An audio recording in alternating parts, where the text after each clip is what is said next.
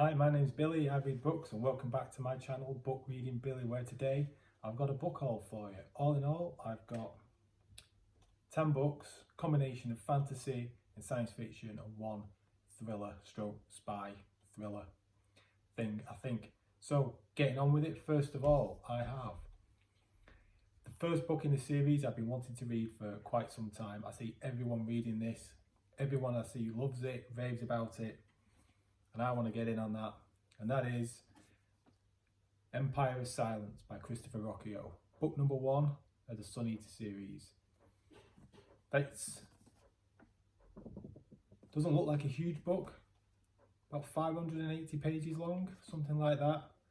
The text is quite small though, so I think this book is going to be quite deceptive in size in terms of how long it's going to take me to read it, but certainly looking forward to reading it and getting stuck in to what should be a really good series. Next up is a book I won on a giveaway from Dominish Books' channel, and this is Army of the Cursed by Kareem Solomon. Look at that cover, isn't it lovely? This is a self-published book, and as you can see, I've started reading it. I've only read about 50 pages in it so far, but I'm getting some Faithful and the Fallen vibes out of it already by John Gwynne. I'm feeling the same starting reading this as I was when I read that. But if you, just interestingly with this, if you look at the size of it and compare that with Sun Eater, this feels more substantial in my hand. Feels like a really good, hefty book. Another author I've not read anything by, don't see talked about too much, but when I do, it's just like gushing praise, is, I'm going to butcher the name, Kazuo Ishiguru and the Buried Giant. I don't know if this is sci-fi or not. I'm kind of told it is, but I don't know anything about the book. It's pretty short. It's about, what is it, 350 pages long. But the cover, I thought the cover was pretty disappointing when I first saw it. I wasn't that impressed. But then the more I look at it, the more I like it. And can you see the light reflecting on the leaves on the tree? I really like that. And I like the text. And this is all raised up a bit as well off the page. So like I say, I don't know anything about this book. I know he's really well thought of as an author, and when you read the backing, you read the write-ups, you see a beautiful fable, an exceptional novel, a work of not just great originality but peculiar, even hypnotic beauty, moving and unsettling. You know, that's the kind of stuff I need to read. So he's got quite a few books in his back catalogue, I believe, and I need to read some of his, so why not start there? Now this is this spy thriller thing. I think it's a spy thriller. It's written by John le Carré, and it's The Constant Gardener with a god-awful film tie-in cover, but I got it from a local charity shop for 80p. Thought, why not? The thing that puts me off with this is not the size of the book. It's not that big. 550 pages long. It's the fact it's got the word gardener in it, and I hate gardening, but I'm pretty sure this book is not going to be just about gardening. So as and when I need a palate cleanser, I'll give that a go. Now, a big boy here by an author who I have read one of his books before. I really liked it, but for some unknown reason that I can't work out, I always swerve reading his books. I've got this book in physical format, and I've got another one on Kindle, and that's American Gods by Neil Gaiman. Like I say, this is a big book, decent size. I say decent size. It's about 650 pages long, and I don't know why I never go for his books. I read An Ocean at the End of the Lane, really enjoyed it, and I've never read anything else. I need to read more Neil Gaiman, and I don't know why I don't do it. I've got 2 more by the same author, 2 fantasy books. I have read books by this author before, like them. It's The Heroes by Joe Abercrombie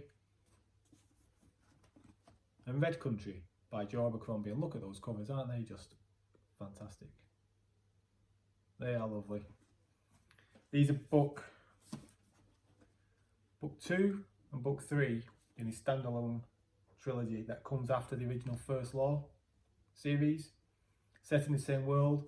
I say it's a part of a trilogy, that's because I've read the first one of these, which was Best Served Cold, which I enjoyed, but I did have some issues with. I think I gave it 4 out of 5, but it's like just about sneaked to 4 out of 5. So it's funny because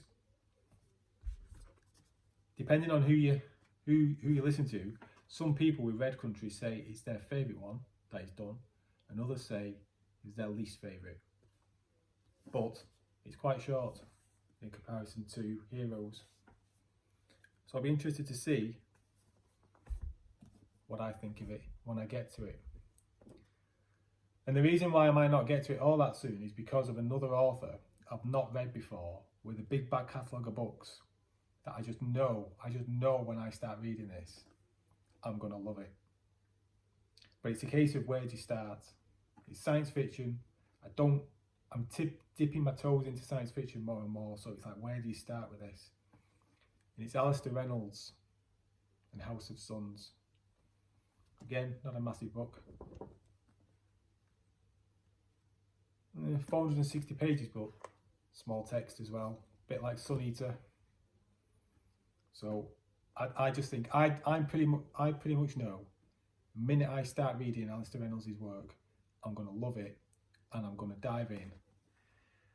Because on here he's got 1, 2, 3, 4, 5, 6, 7 other books on there, and there's probably more than that now from when this was published. So again, it's like, what, I need to start reading these books, but when am I going to do it?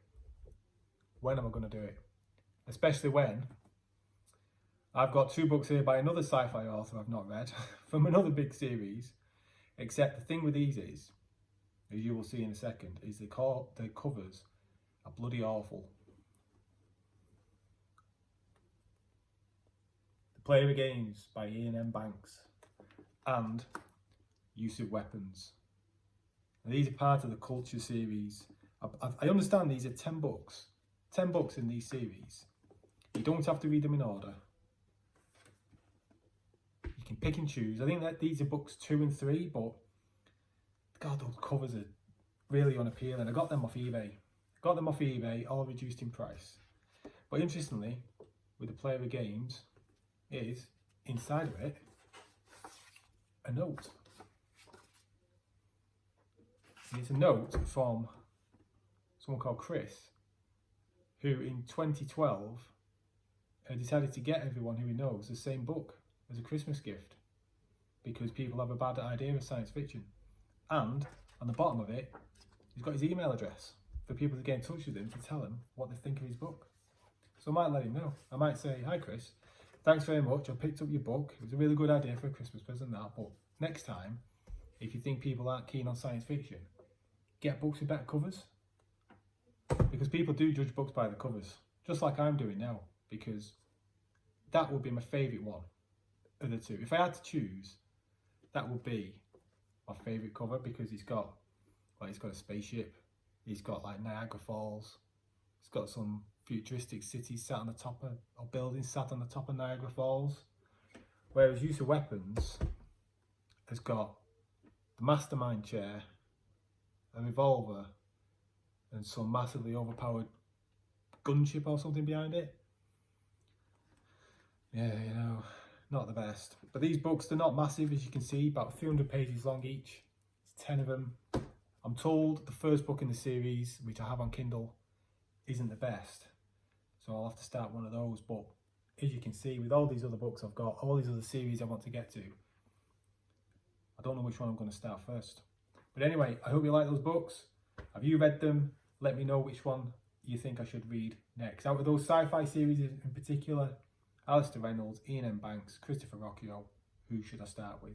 Anyway, take care and I'll see you again in the next video. Bye.